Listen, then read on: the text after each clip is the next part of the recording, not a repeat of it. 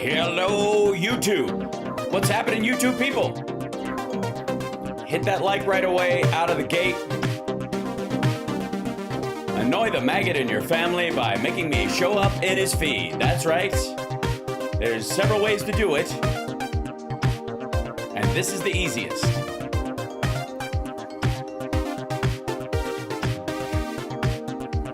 All right.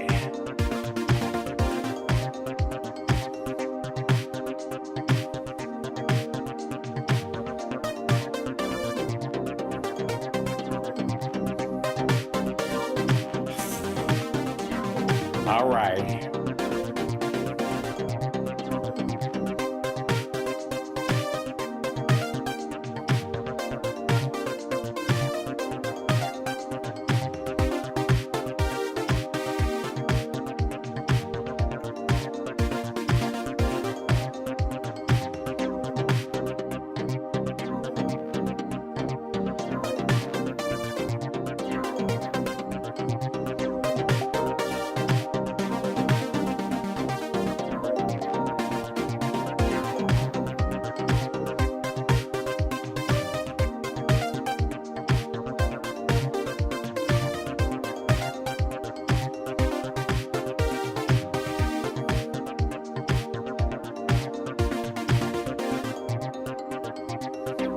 Oh, yes.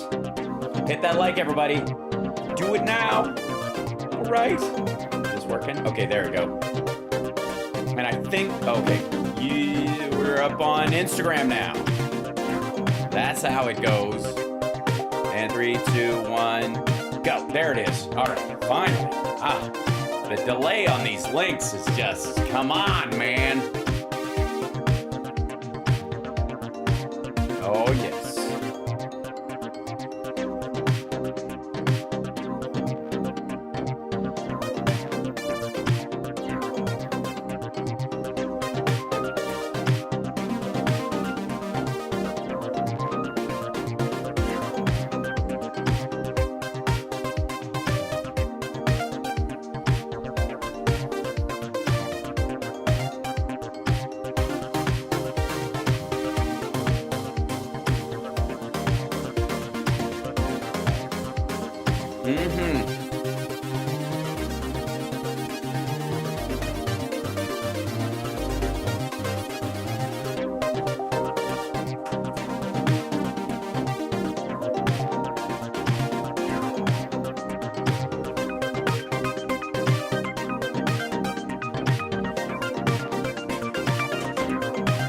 Let's just get in here. I just feel like doing a show. Let's get at it. Pitter patter, let's get at her. What's this button do? I shouldn't have reached so far. Thank you, Doc. Ever served time? We're honored to have with us today our amazing Vice President, Mike Pence, and his wonderful wife, Karen.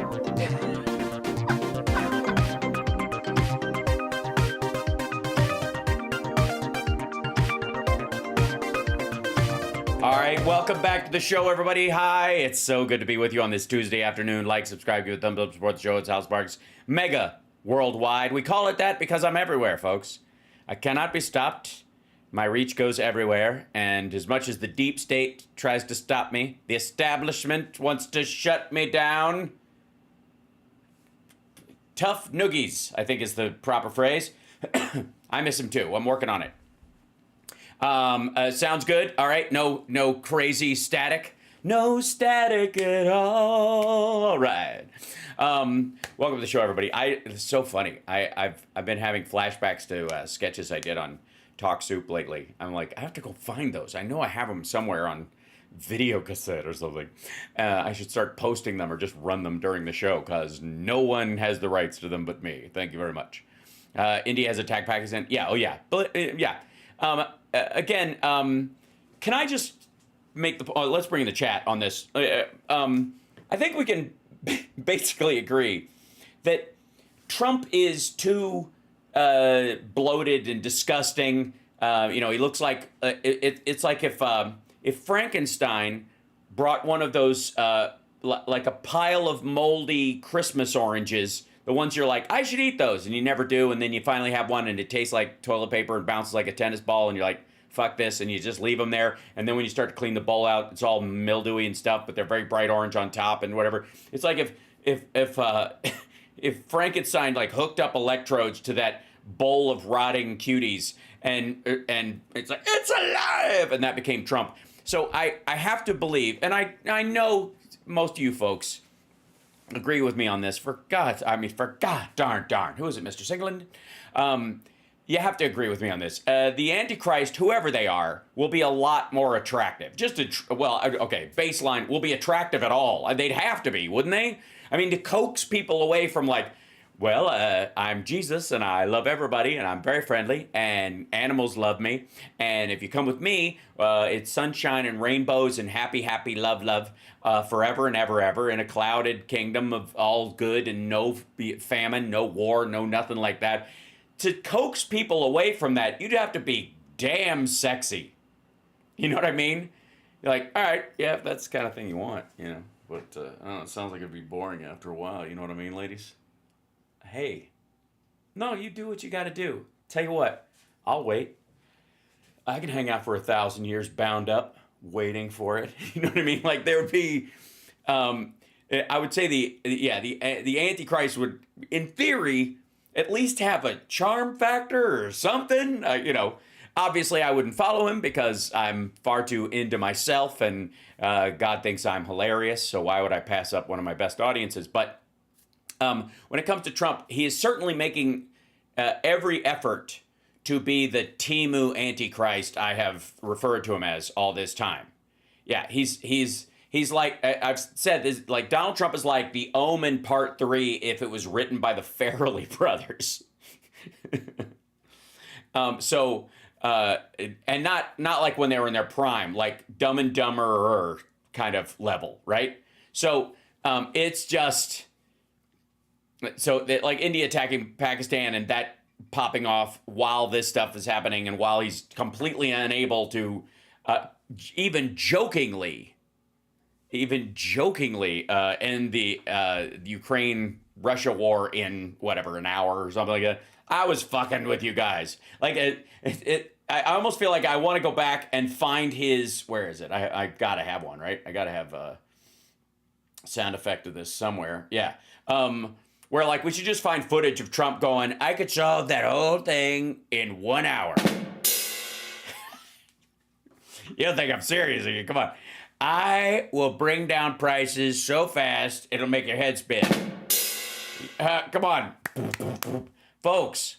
So, I mean, it would explain a lot. I mean, maybe that's what was happening. Is like all during the rallies, that somebody forgot to mic the rim shot. Right? I'm kidding. Nobody forgets Mike. Hey, right, Mike? Shut the fuck up. All right. Anyways, yes, exactly, Georgina. Trump is not smart enough or charismatic enough, but he's doing all the dumb parts of it. And by the way, there's precedent for this. There is precedent for this. Most end times profiteers, whether they seek to, guard against the end of the world or say that they're part of it, the I am the Dark Lord and I will bring it about, end up eating their own followers in a Norwegian coal mine, or end up drinking a bunch of Kool-Aid. It never works out. But they go, hey, have you never noticed my birthday has a 7 in it and 7 is the Jesus number? Huh? Right? That's pretty good, huh? So, there, obviously, all this stuff is popping off, but I have to believe, I'm just sad for America. I'm just going to say it. I'm sorry, America, but wherever the Antichrist is going to come from, it's not going to be America. We're not going to be able to make America great enough for the Antichrist. We're going to not make the Antichrist great again. We're not going to be able to do it. He's going to be French or something. Damn it. I just felt like we were in there. We were in the running. You know what I mean? We had a shot.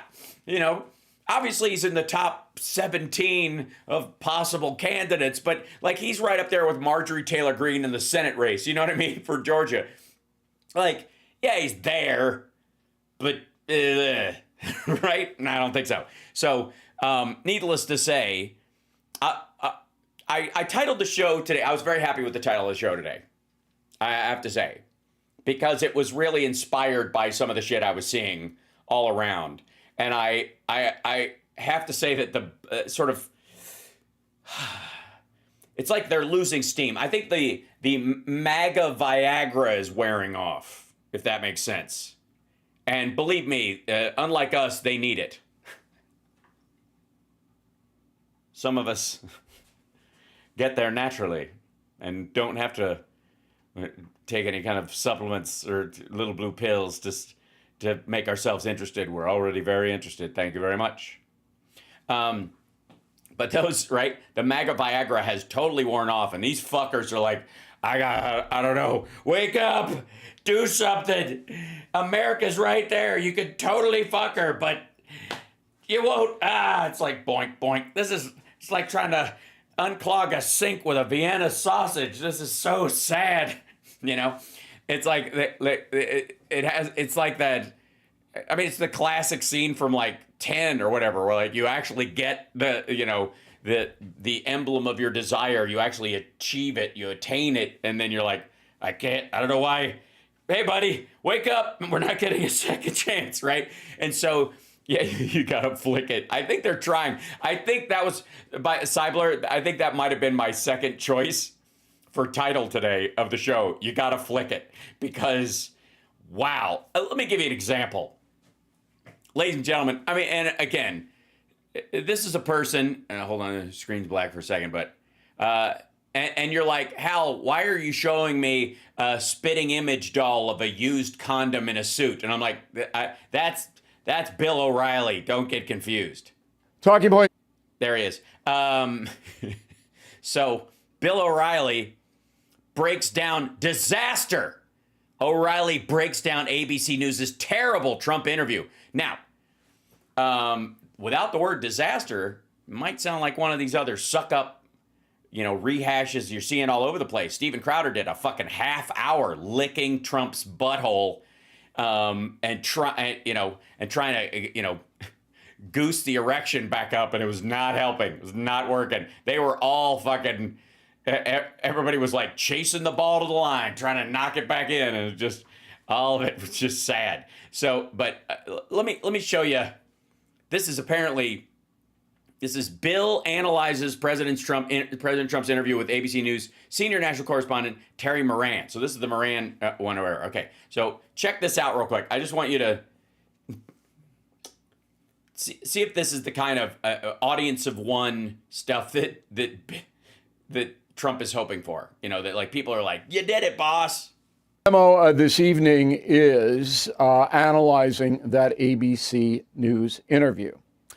Okay, so they begin, as they should have, with the tariffs, which is causing uncertainty and some precincts panic. And in some precincts, I was going to get out, but the tariffs, they busted me on the tariffs, buddy. Precincts? Districts, maybe? far, there are no deals. States? I do hear from very reliable sources, but I'm not going to report it as fact because I don't use anonymous sources, that India... Which is exactly what you're fucking doing. Hold on. Back that up. Listen to this shit again.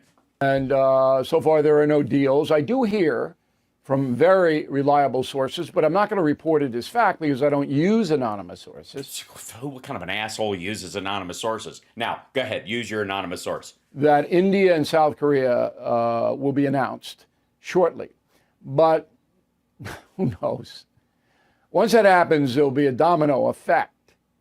All right, so I'm pretty sure Japan's close. EU, I don't know. Okay, I don't know what they're doing. Everybody's... Yeah, and the EU is just one country, so it's not like all of them or something in Europe. It's not like 80% or 90% of European countries or anything, and the rest of them fold under it when it comes to broader trade deals. Anyway, it doesn't really matter. And everybody else.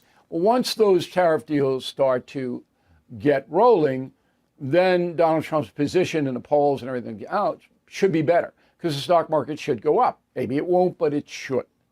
Yeah, you haven't even seen the deals. What if the deals suck? What if they're terrible deals that will fuck up companies in the United States, which they will?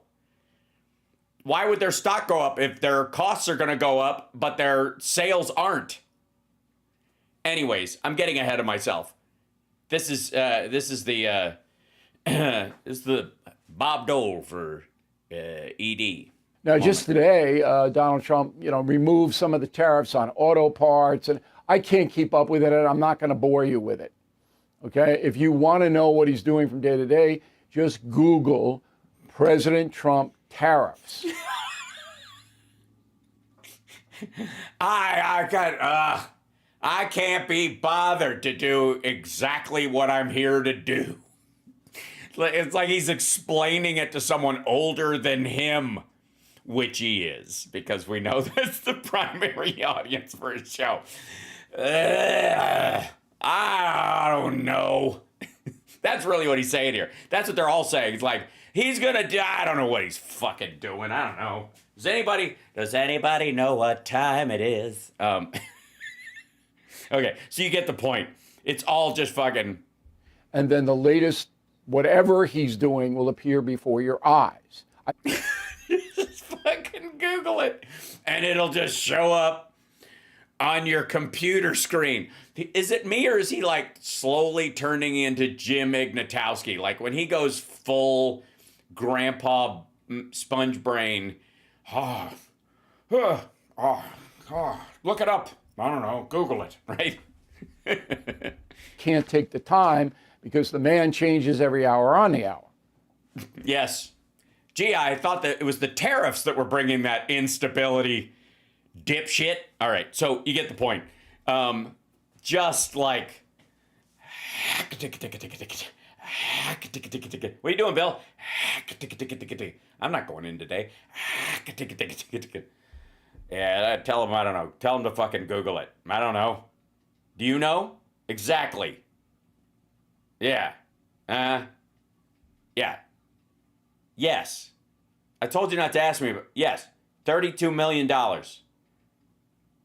Yeah, I had to pay her $32 million. You pay her $32 million if you made her... sorry, I gotta go. And scene. So, now, there's a lot of that going around. There's a big... okay, so there were, dear God, Antifa riots at the University of Washington, which meant one shopping cart was set on fire and a bunch of people were marching in another part. But if you add all the footage together of the kind of local Antifa assholes mixed in with the people who are actually protesting, it's just... Tim is trying to, like... His ratings were... Dim Pool here was... he had really good ratings back in, in 2020. The summer of 2020 was the fucking sweet spot for this asshole. I mean, he hadn't been invited to the White House yet, but but that was really that was the arc when people actually give a shit. That was yeah. So, this Antifa riots have begun. Unhinged leftists set fires at UW campus, take over building. Well, I think some of them tried and failed, but we'll see. All right, Music, documentary music, people with trash cans for shields, and pink master hiding my face to show what I stand for, setting fire to garbage. This is Antifa the musical, on Temple Underpants. There's people sitting there, but scooters and Timcats, it's so sad. Antifa rioting has begun. Great. Everybody put some Jergens on the desk and lower your fucking jeans to half mast. Get ready, maggots.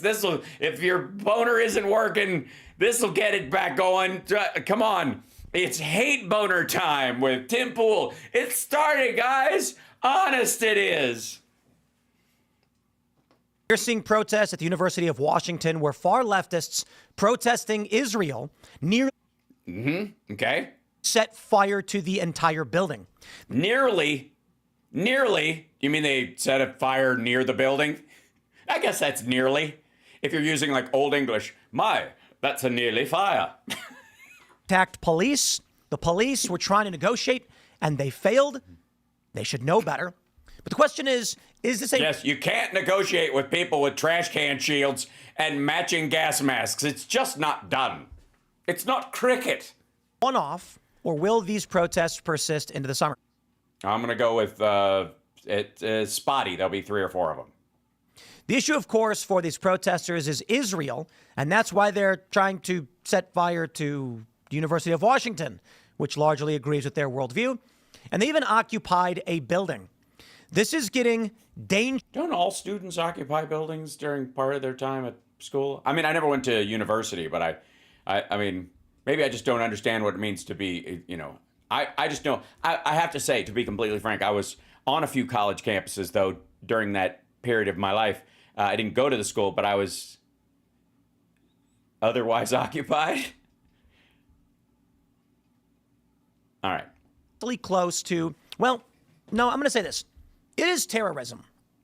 These people are engaged in extreme acts of violence. Yeah, but it's like, again, it's like Timu terrorism. It's like, it's like discount terrorism. That could cause death for the purpose of pushing a political ideology or movement.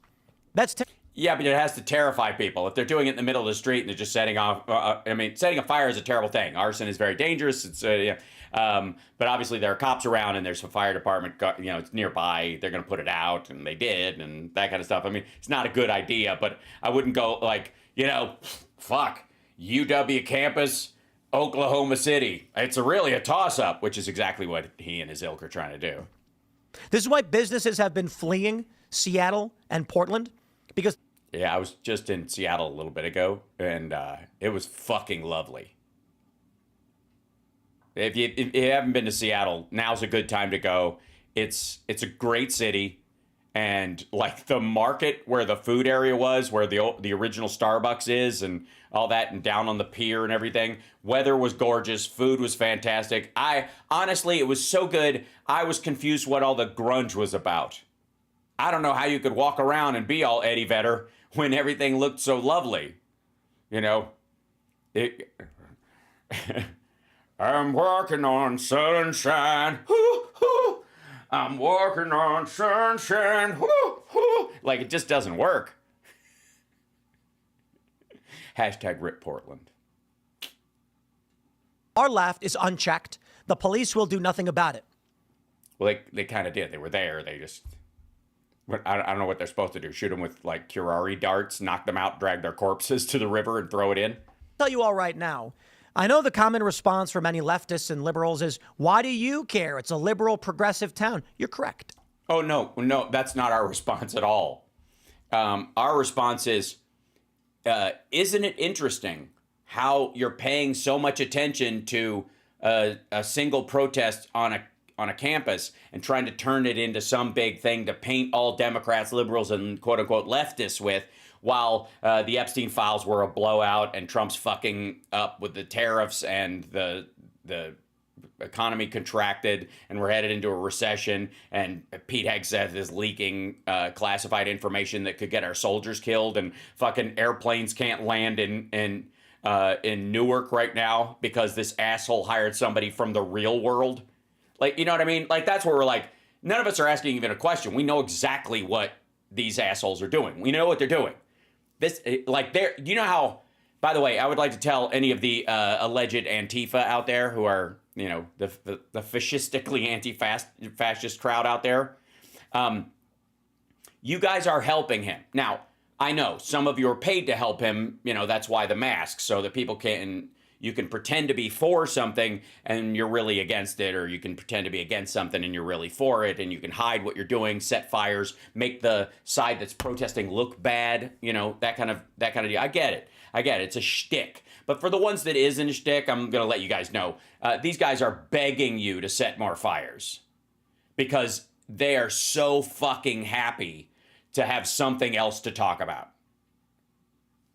Just a heads up. I mean, you do you, boo. I'm not here to yuck anybody's yum, but also, technically, around here, arson is attempted murder in Megaworldwide territory, because you could get somebody killed. Yeah. I don't want violence, mayhem, spreading, and sharing this message with all of you. Yeah, well, I mean, unless it's a bunch of Jan Sixers, breaking the spinal columns of police officers and kicking them in the side of the head, right? It's about one thing. Don't let Antifa run amok in your town. Mamas, don't let Antifa run amok in your town. That's the most important thing. It is the most important thing. I was wondering this morning. I got up this morning. I was like, philosophically, what is the most important thing? It's so boring. Guys want to get some coffee? You become like Washington or Portland. Oh, okay. I thought you meant the president. I was like, I don't think that's a bad thing. But then, I don't want to be like Portland. I'd be alone right now because there's no fucking ships pulling up to the ports. Boom! Hey, ladies and gentlemen. All right, let's do this thing. Wait, I have to move the thing. All right, there we go. A lot of videos and photos of what exactly happened. But here's the story from the Post-Millennial. Antifa militants. Oh, I see. This is a segment we see on a lot of these shows, which is grown man looks at 3 tweets, makes large, sweeping generalizations based on them.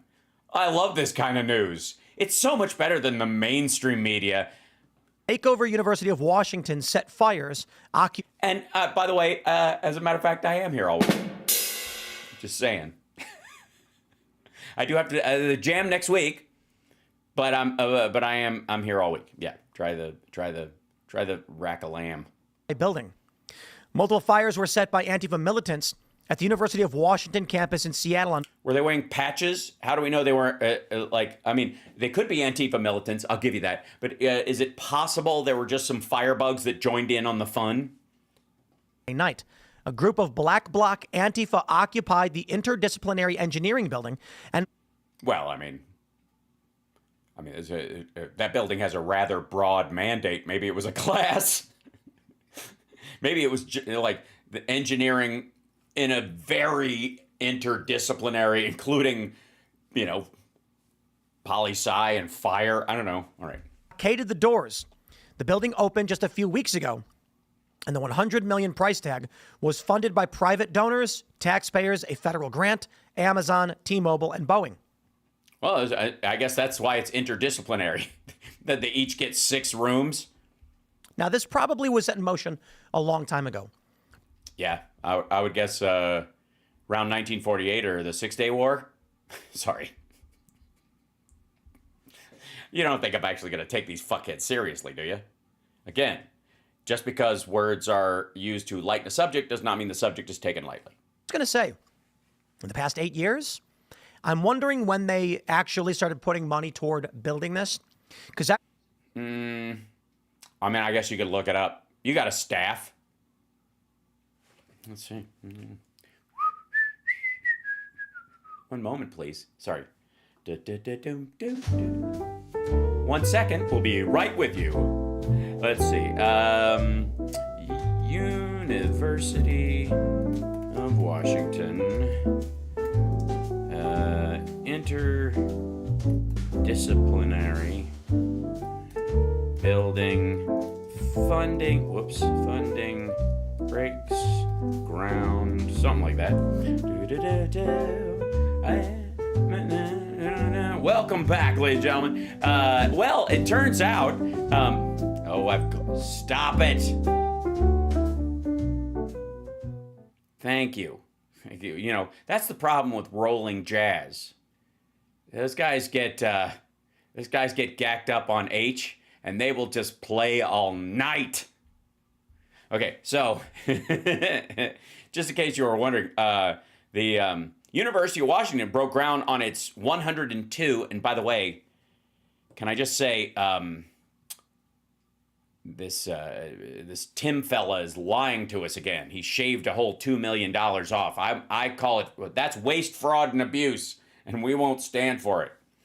The University of Washington broke ground on its $102 million interdisciplinary engineering building in the fall of 2022.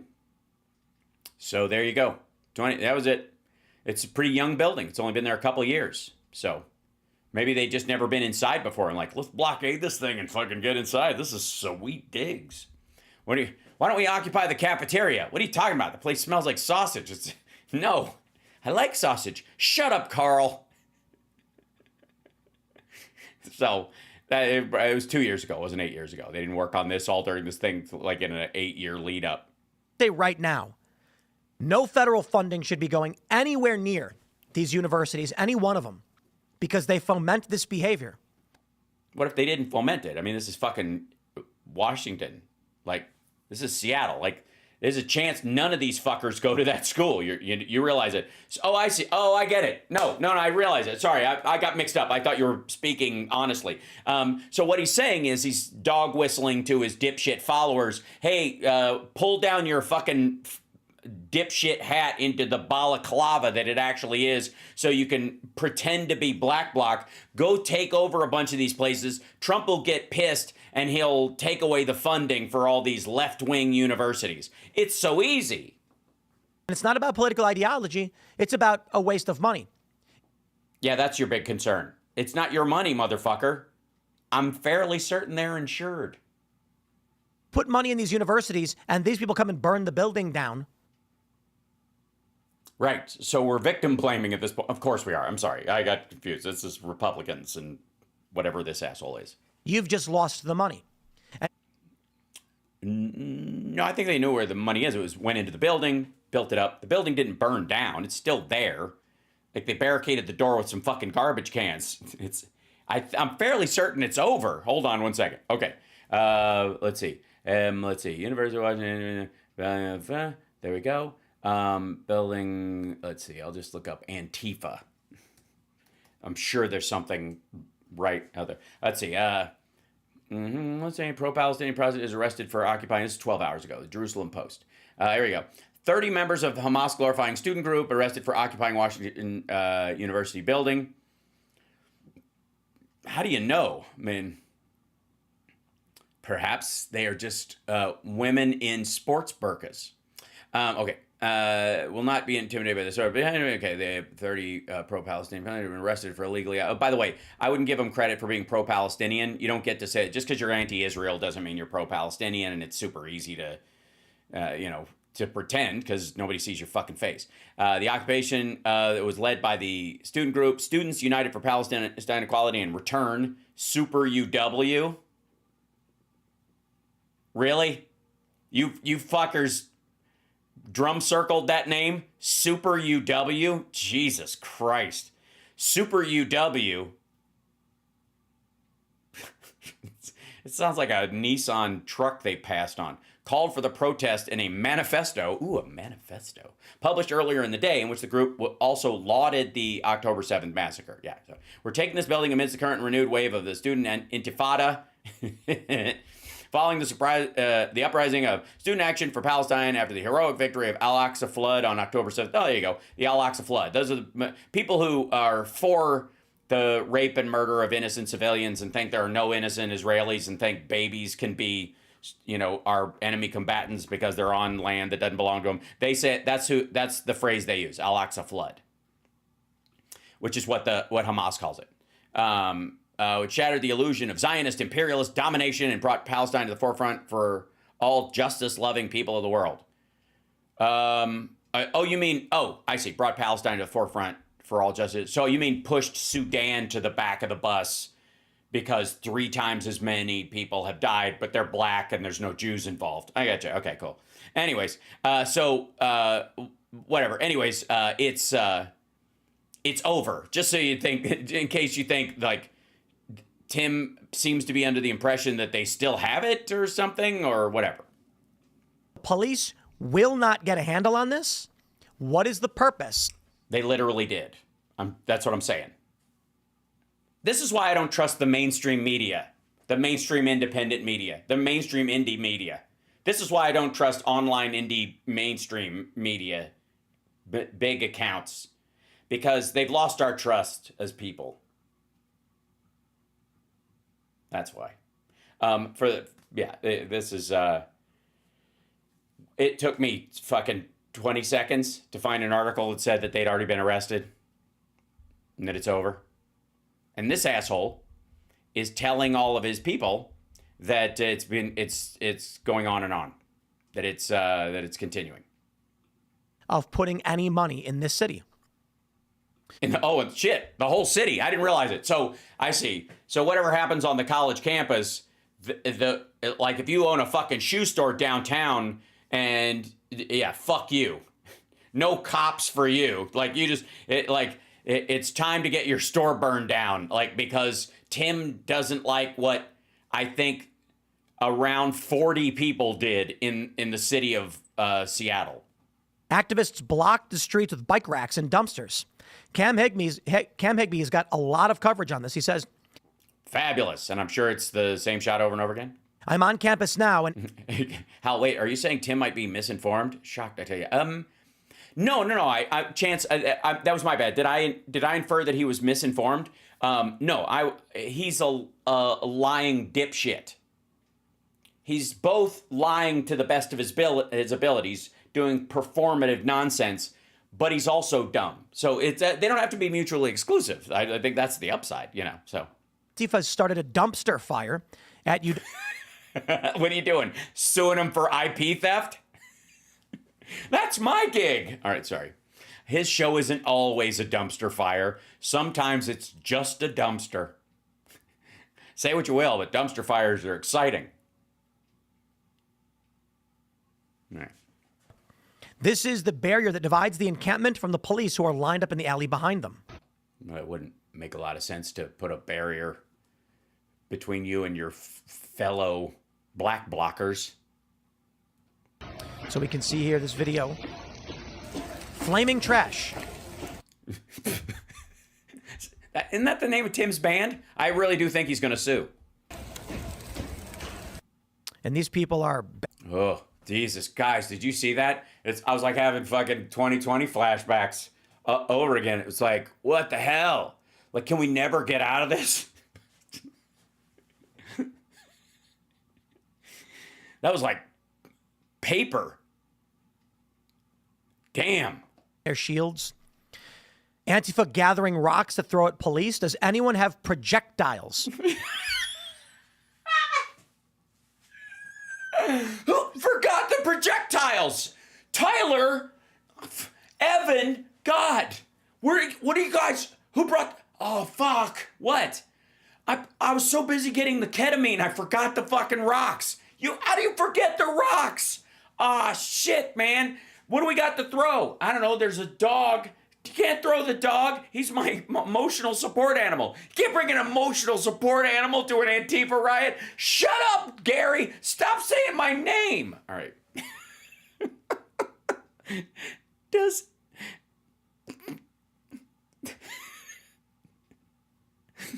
this person, does anyone have projectiles? They actually use the word projectiles.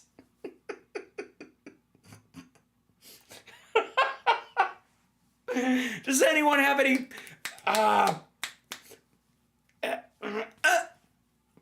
projectiles? Rocks? Yeah, that's what I was. Fuck, I couldn't. Oh, it's so weird. I listen to mostly introspective Europop, so that word just, I just push it out, Can't even think rock.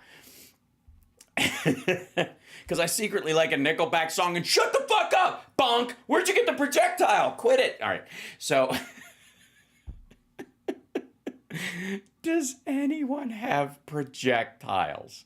What did they, look. All right, sorry. Russian, saboteurs. You guys got to work on your colloquial English. Does anyone have any projectiles that we may throw at the police to show our disfavor with the American regime in our support of the poor Palestinian peoples? Does anyone have an object that we can launch in the general direction of the fuck? I should have brought that conversational phrase book with me. Shit. I left it in the fish market when I was hitting on that coffee chick. Does anybody have projectiles? Oh, guys. I don't know about you, but I'm terrified. this is true terrorism. Directly followed by the gathering of stones to assault law enforcement.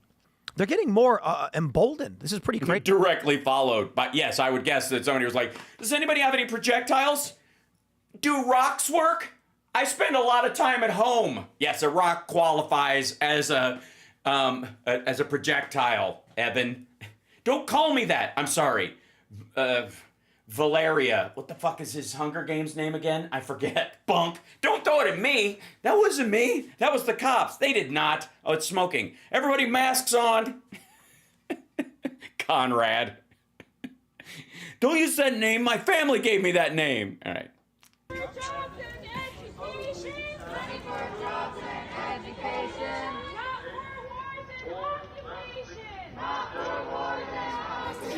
Jesus Christ. You can see like the rage, right? Oh my God, the rage is they're really selling it here. I'd be terrified. Fuck. I'd be worried to just walk by those people eating a bagel. Their rage is so incendiary. It's just spend our money on stuff we like, not some stupid war for the... Hey, stop it. Sorry.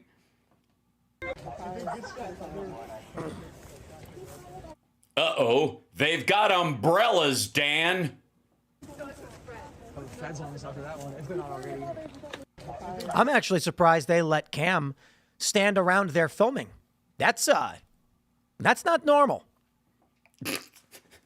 Yeah, you'd think that with all that violence and all those umbrellas, my concern is that they would start, you've got this thing, their emotions are running high, and then somebody breaks into like a musical number from Chitty Chitty fucking Bang Bang. Like, the cops are like, fuck are these people doing? Bunch of fucking theater majors. I knew it. I'll be here all week. Sorry, that didn't work. There you go. That's better. Do the thing that we want to happen, not that shit that makes us angry.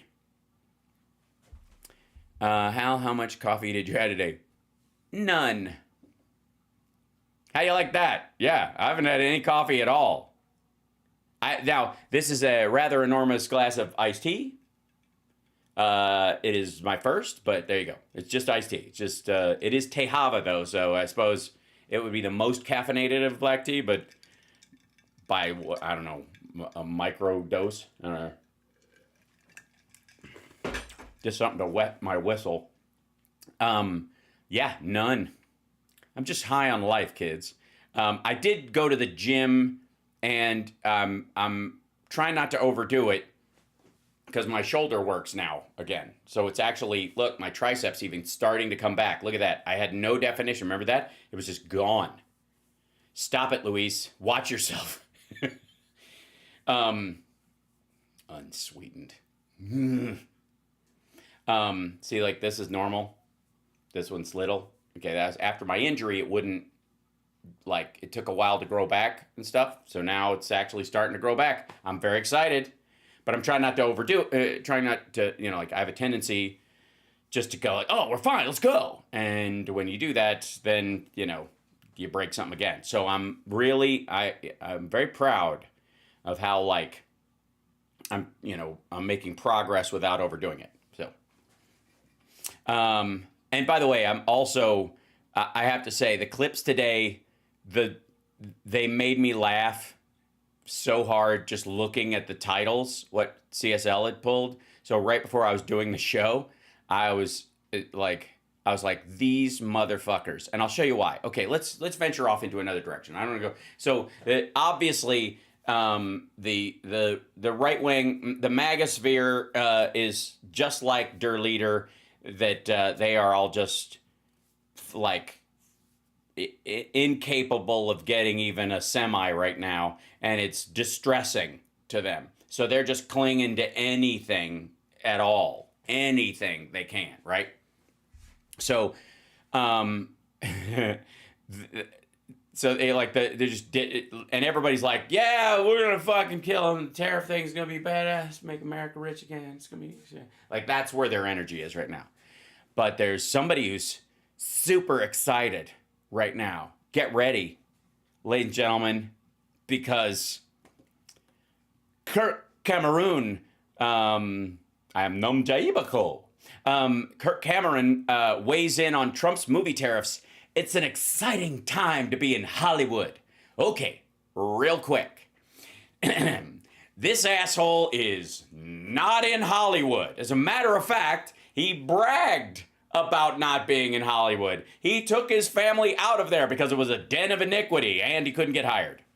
It was full of filth and flarn and filth, and his phone wouldn't ring. So he took his residual money and moved someplace where it's cheaper and you can live off. You could rent a nice place for what you make, for when when you get a residual check. Do you know? By the way, can I tell you a story? Maybe you guys don't know this. There's a bar in L.A. called. It's in Burbank. It's in, like just over the hill. It's from Hollywood. It's called Residuals, and if you bring in a residual check that's under $1, you get a free drink, and they tack them up on the wall. And yeah, if I had a drinking problem, if I drank, I would have a drinking problem just because of that. Once you've been in this business for a while, you get a bunch of those. I get some stuff, and I'm like, this check is literally not worth the stamp. What are you doing? No, it's not in beautiful downtown Burbank. It's in the edge of Hollywood. So Kirk Cameron, back to him. Okay, so and we covered the Left Behind movie once because it was one of my favorite comedies. Not on purpose.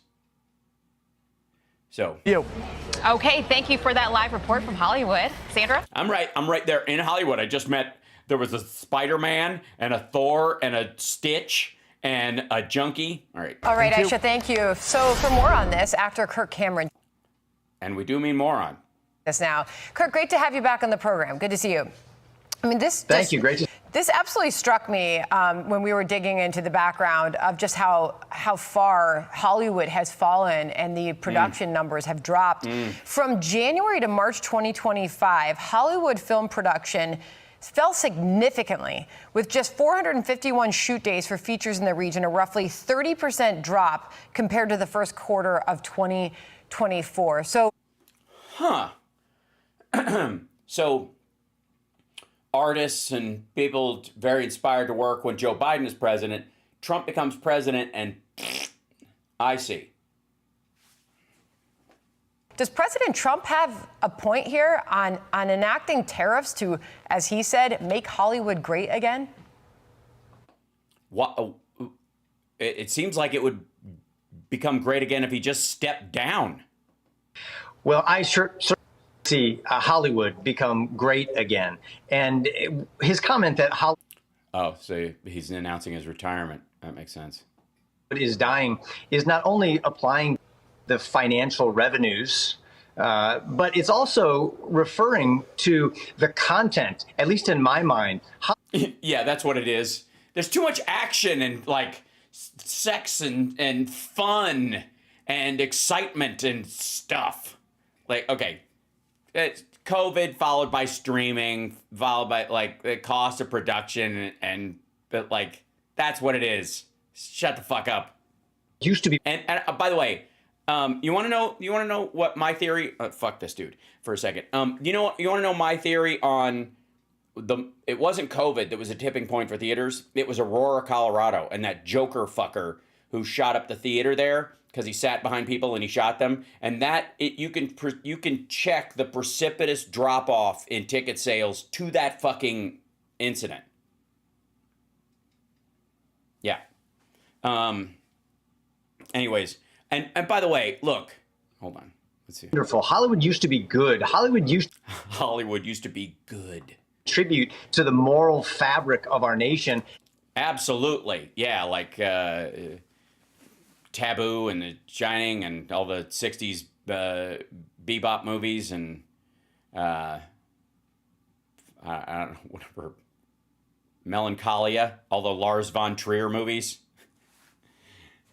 Dude has not seen a movie since Short Circuit. Many of their profits have now plummeted because people aren't even showing up at the movies to see the that they make.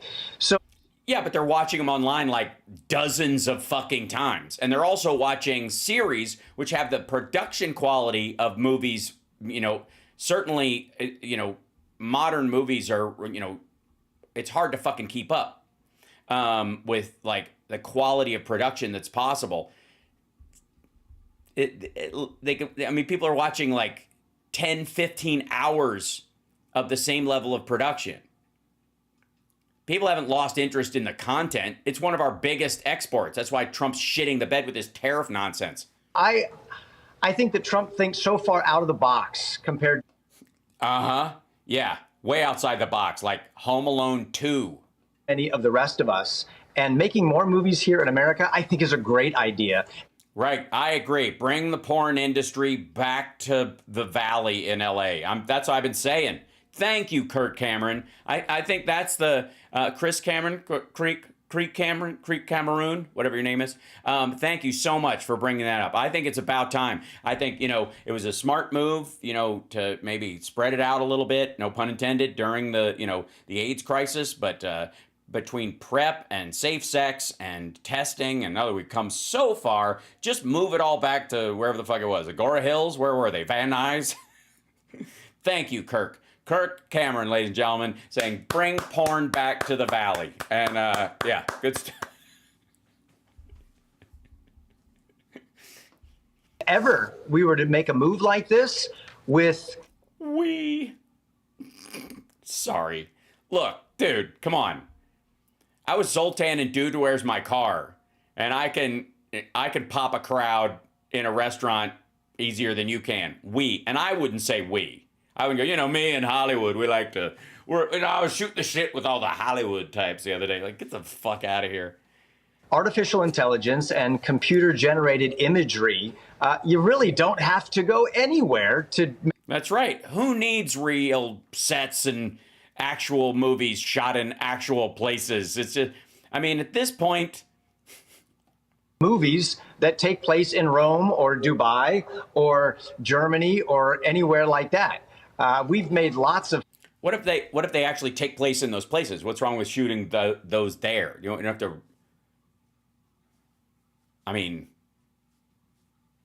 it's certainly easier than building a giant fake Rome for a 17-minute car chase, I would guess. Here and television shows, this could impact the whole Hollywood industry, and so many talented, creative people here who are going to have more and more jobs. And so I hear. I continue to think that this is a very exciting time to be an American and a very exciting time to work in Hollywood. So that's... Okay. First of all, I'll take your word for it that you're an American, because I got to say, you seem kind of Canadian. No offense to my Canadian friends, but you know exactly what the fuck I'm talking about. Secondly, you're not in Hollywood. You're not even in, like, I feel like you went into a local hotel just so you could stand in front of the chandelier in Tulsa, Oklahoma, or wherever the fuck you are. Cameron thinks. I'll ask you what Hollywood thinks, what you're hearing on that. After I put this... Yes, tell us what Hollywood thinks. You know what? I will say, some of you are being a little cruel with Kirk the Cameron right now. Kirk of the Camerons, of the Utah Camerons. But you don't know his great work. You don't know. No, you don't. Ladies and gentlemen, the greatest... I don't even know if I could call it acting. I would say the greatest piece of art that Kirk Cameron has ever gifted to the world. Ray Comfort on the banana. And I've since learned that when you really look at the evidence, the truth is it takes more faith to be an atheist than it does to believe in God. You've really got to ignore the facts. Yeah, you got to ignore the fact that we're two grown men dressed in slacks and jeans and loafers, oddly near a pond, on a weird rug or something, in 2 bar chairs with no table, while there's some perfectly good like viewing chairs over there that we could have repurposed and made it look like we were sitting like real people instead. Fuck it. How we equate the word atheism with intellectual, when it's the exact opposite. That's right. It's totally the exact opposite. Kirk, I have an intellectually stimulating theory. It's my theory of where the soda can may have come from. Billions of years ago, there was a big bang in space. Nobody knows what caused the big bang. It just happened. But it was God sneezing. And he went, wow, look at that, a universe. And it was good. From this bang issued this huge rock. On top of the rock was found a sweet, brown, bubbly substance. Okay, this is starting to get gross. And like I said, I'm not here to yuck their yum. If you want to discuss sweet, brown, bubbly substances with a man half your age on a riverbank, you do you. Oh boy. And over millions of years, aluminum crept up the side, formed itself in a can, then a lid, and then a tab. And then millions of years later, red paint, blue paint, white. He's just owning these fuckers. Yeah. And I'm getting a boner right now just listening to the story, so I have to lift my leg, otherwise the slacks will make me have to go to church twice. Fell from the sky and formed itself into the words 12. Seriously, though. We might... Kirk Cameltoe. That's all I'm saying. I don't even know. What is happening? Seriously. I never noticed it before. Now I'm horrified. I can't. I can't. It's got to be a shadow or something. Jesus Christ. I'm not looking. I'm not going to look. You're looking, aren't you? You can't not look. Stop it. I'm not zooming in. You don't need me to zoom in. Knock it off.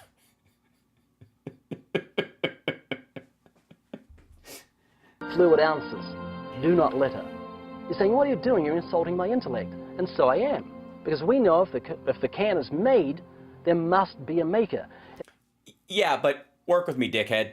It evolved. It started out as us just cupping our hands as we would in a stream and taking as much liquid as we could from a drink from the stream using our hands put together. And then there was this idea we could put leaves together to hold that in, find some way to seal them. Then there was a bag.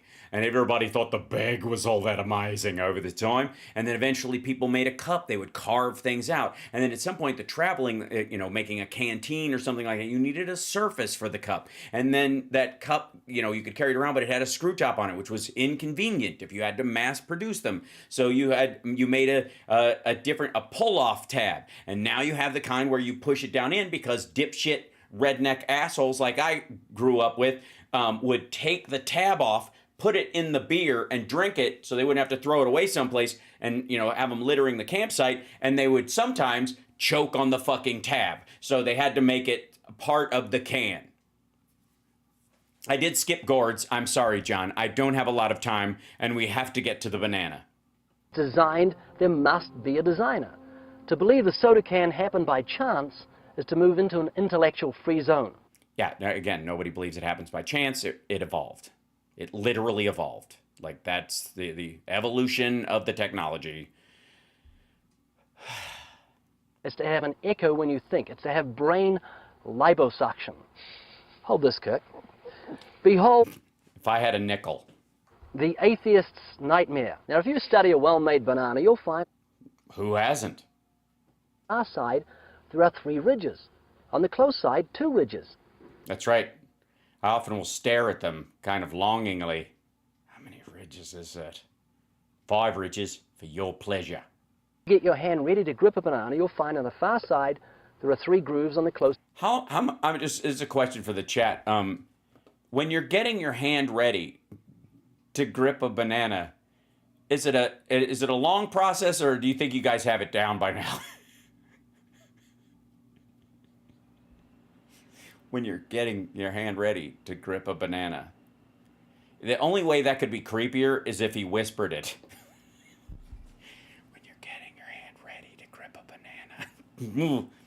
Two grooves. The banana and the hand are perfectly made one for the other. Great. Now you've just set off Mike Johnson's porn app. Great. Now in the middle of an interview on Fox News where he's defending tax cuts for the millionaires and billionaires, he's going, dick, wee. You know, now you screwed up an entire segment on Jesse Waters' show. I hope you feel better, Banana Man. You'll find the maker of the banana, Almighty God, has made it with a non-slip surface. Well, not if you're oiled up like I am usually. When I'm eating bananas, I will just grease myself up with some whatever's around, really. I'm not picky. I prefer, beef tallow.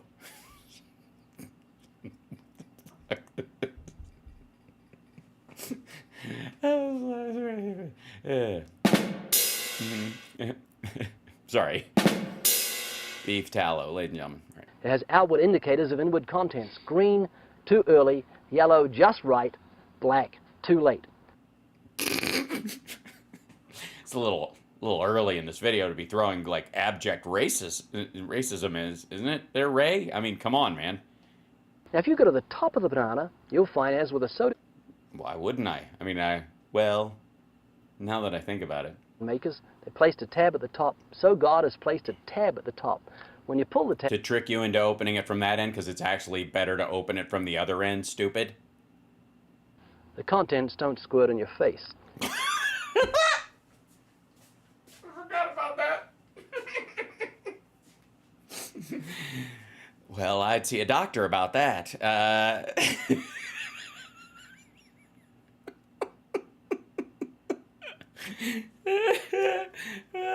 And by the way, kudos. Hold on. God has placed a tab at the top. There's a tab at the top. When you pull the tab, the contents don't squirt in your face. You'll find the wrapper, which... Look at the grin. Look at that. That is, look, don't be jealous. That's joy, okay? You're never going to experience it. Just get over yourself. Look at that is the face of true happiness. Watching a grown man about to shove a banana in his mouth in the most untoward way possible, making a reference to getting a facial. All right. biodegradable, has perforations. Notice how gracefully it sits over the human hand. Notice it has a point. Or the monkey hand, which it was designed to do, I guess, arguably before humans came. Oh, fuck, I ruined everything. Top for ease of entry. It's just the right shape for the human mouth.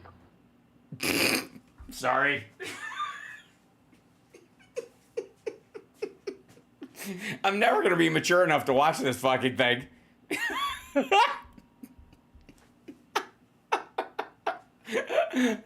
I would like to say this is more terrifying than an Antifa riot. I don't know what the fuck Tim Pool was on about. This is fucking a disaster. This is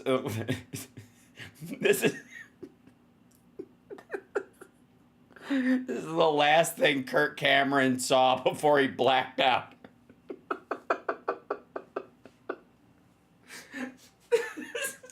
Have you seen this man? This is the worst FBI 10 Most Wanted poster in the world.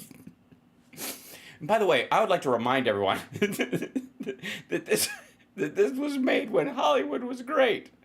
And we can make Hollywood great again if we try.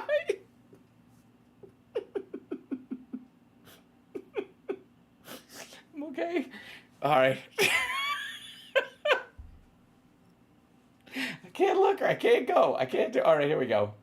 Oh, don't even ask that question because you already know the answer. It's chewy, easy to digest, and it's even curved toward the face to make the whole process so much easier. Yes, thank God bananas have Peyronie's disease, or this asshole would shove the thing into his forehead. If you find a banana sometimes that isn't bent because God's angry with it, and you try to eat it, you'll get it right in the eye. And boy, that's embarrassing. Oh, I'm all right. Okay. Oh, God. Actually, Kirk, the whole of creation testifies to the genius of God's creative hand. Yeah. It absolutely does. You think Yeah, suck on this. the human eye. It has 40,000 nerve endings. And still they fade over time, and and some people are born blind because God doesn't want them to use those nerve endings, just like they don't want me to use the nerve endings in my penis. I gotta tap out of that one. Whew, that was de moi, man. We needed that. I think we genuinely needed that. Ladies and gentlemen, Kirk Cameron and the banana story.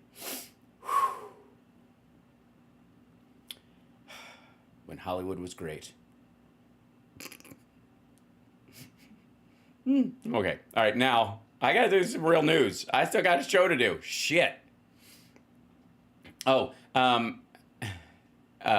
the way, I don't even know. Like, I feel like this next one just made me laugh because of the name of the video and the fucking sign. Here, I'll scroll this up so you don't see what so the name of the video is President Trump will change the way trade is done, Commerce Secretary says.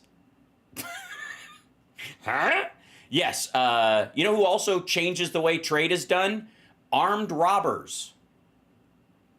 Yeah. Just so you know. Yeah. That's true. They changed the very nature of trade using a gun, I think, is how it's done. Let's see what he says. This is relatively short because they don't want a bunch of them. All right, welcome back, everybody.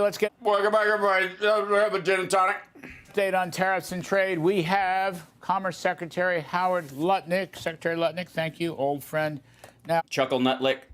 I know that the Wall Street wants deal. Wow, Cudlow, they gave you the shit studio, didn't they? I don't want to be a dick, but Newsmax has bigger studios. That studio looks inflatable. It's like you're in some sort of Wall Street bouncy house. But they have to be good deals. I understand that. I wouldn't hold your breath. As a supporter of the president's reciprocity policy, it's got to be reciprocity policy. Reciprocity. I'm a big fan. Did I mention reciprocity policy? Trade, tariffs, non-tariff barriers, and so forth. What's your outlook right now? I know last week you seemed optimistic about something close in. What can you tell us today?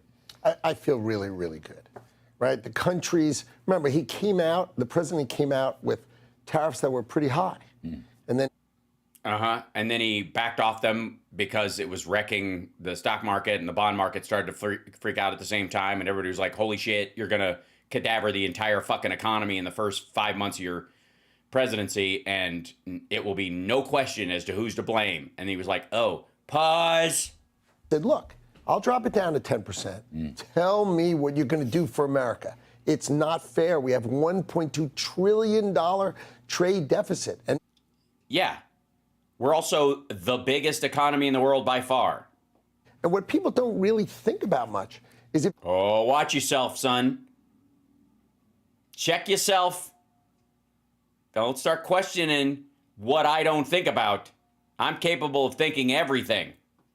Knock that down 25%, and at a $900 billion trade deficit, that's 1% GDP for the United States. Oh, fuck off. Because you eliminate all whatever the goods that were bought are resold, repackaged, or items are part of other things that have to be made with them that turns into $6 trillion. You also eliminate the downstream economic effects, you fucking moron. I mean, $300 billion of trade, 1% for America, and people just don't think about it. Yeah. Also, no, it's not that they don't think about it. It's that no one but you buys that line of bullshit or is that fucking dumb. Nobody thinks that's how trade works.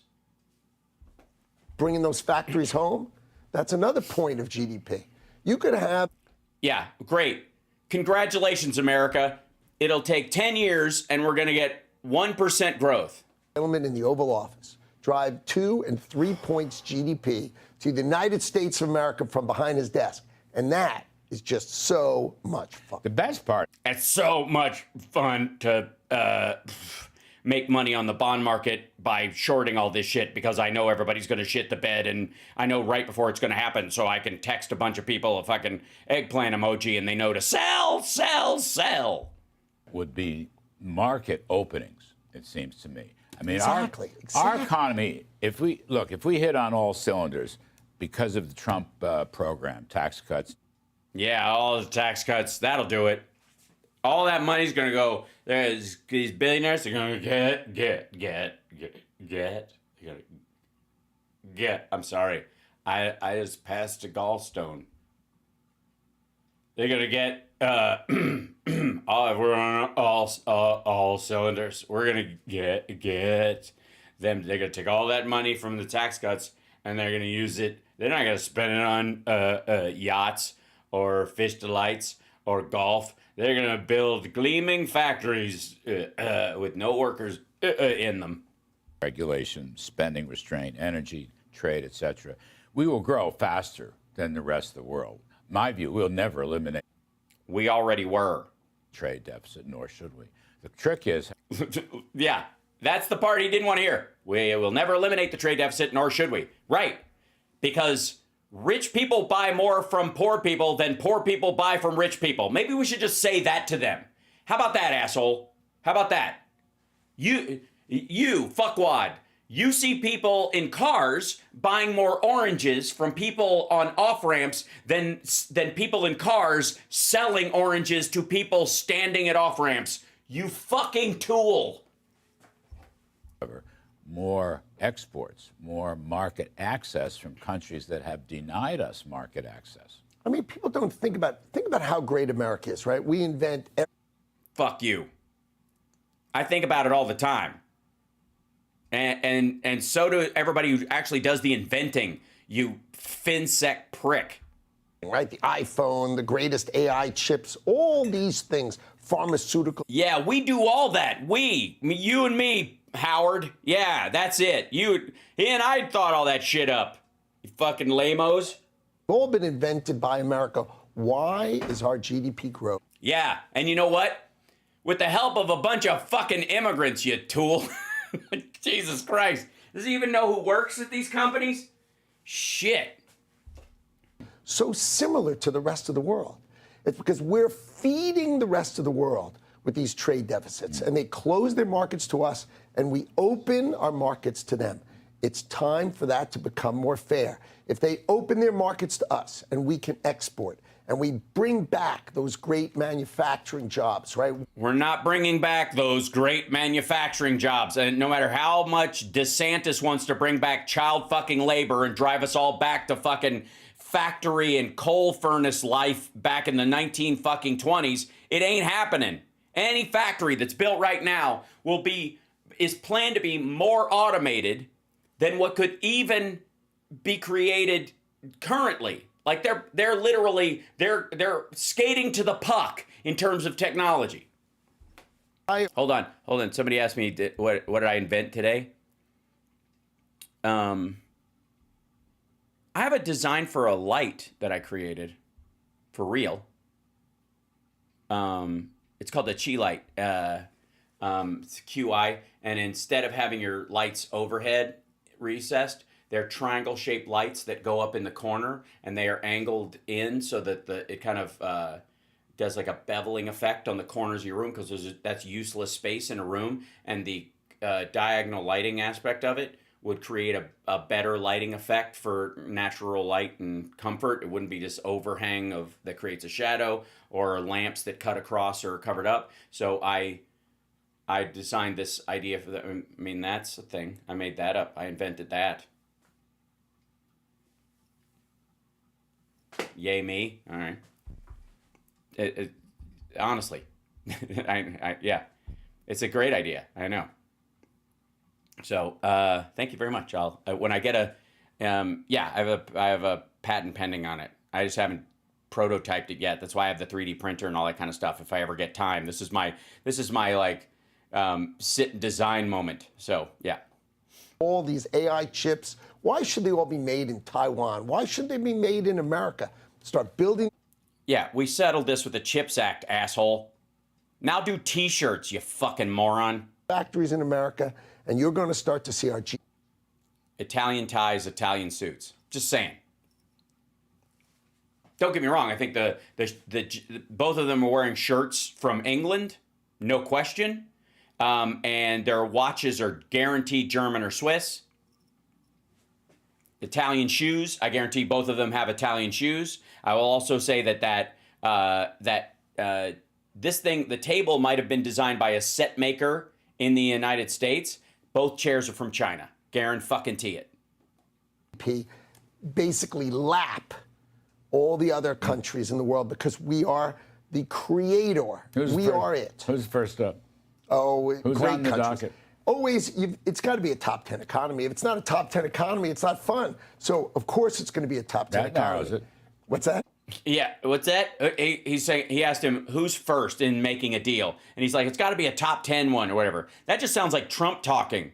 I don't want to make a deal with fucking, Burkina Faso or fucking South Africa. I need somebody with some money. The Saudis, get them in here to make a deal with me. We don't. All they sell is oil. Top 10 They also have those lovely chocolate-covered dates with the almonds inside them that I had when I was in Dubai. They sell them throughout the Middle East. I gotta say, you could. I'm just saying, you guys, if you ever decide to put down the guns and stop fighting and not be a resource economy, you could really just win the whole world over with those dates. I mean, come on. from Asia? It's like Guatemalan avocados. You know what I'm saying? Like, come on. They know what they're doing. Listen, the Asian markets are very complex, and there's a lot of talking to do, right? To get these things right. Plus, they say these weird words, and that, you know, and Trump starts talking like them.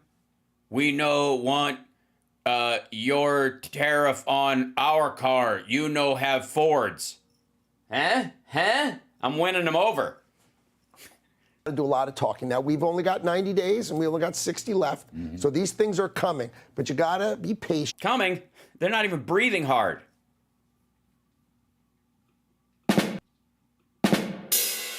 Thank you. Now, we're going to get some deals done pretty soon. I don't know why that sound effect has to reload every time. It's annoying. The rest of them all work right out of the gate. That one gets all choppy. I like low-res WAV file and best. That's my guess. That's what I think. Yeah. The president will decide when he announces it because, remember, I'm his commerce secretary. I do the work. But the boss, and you know the boss as well as anybody in the world. I do. And this is his deal to make. But I'm told. And his deal to do. No, I appreciate that. I appreciate that. But we both know that's bullshit. Be a good deal. But I'm told, for example, India has already brought tariffs down quite a bit, on paper to be sure. Now, they have 1 million regulations of non-tariff barriers, which my hunch is probably holding things up. But they... Yeah, apparently they won't... they're not buying any of our fine Kansas beef. We gotta make them. We have a food... We're getting all this long grain yellow rice from there, and they won't buy our beef. Brought their tariffs down quite a bit. Is that fair? That is fair. India's at the table really doing extraordinary things that no one else has ever done. Donald Trump will change the way trade is done. You know, it used to be 2 years to do a little deal. Now we're doing gigantic deals in 90 days. So he's going to... Yeah, and that way, when you do them that fast on a grand scale, there's like zero loopholes, you know? It's not even, you don't even have time for loopholes, Neil. All right. These markets in a way the markets have never been open before. He's going to help America grow in a way that it hasn't grown before. We're going to bring factories home, pharmaceuticals, autos, right? Semiconductors, those factories going to start. What is this business, too? Like, what are you, a fucking accountant now? And the Chips and Science Act dealt with bringing chips back. That was already started under Biden. Same thing with pharmaceuticals. After COVID, there was legislation passed by the House and the Senate. Biden signed it to bring in some of that manufacturing to build up that funding is already fucking there. So get the fuck out of here like you guys invented it. None of this has to do with anything. Anytime somebody brings it, we got to bring pharmaceuticals back to the United States. We got to bring chips back. Yeah, Biden already did that. It's a multi-year process. It's already in place. What are you fucking doing? home, and you're going to see growth in America as we build those factories. You totally are, guys. You totally are. You totally are. I know you think you're not currently, and you're like, it would make sense, actually, if there was growth right now. It seems like everything's going the other direction because this is fucking nuts. But yeah, I totally believe it. I'm so full of hope. I think that's hope. Yeah, that's hope. It was hope. And I'm telling you, this feels really, really good.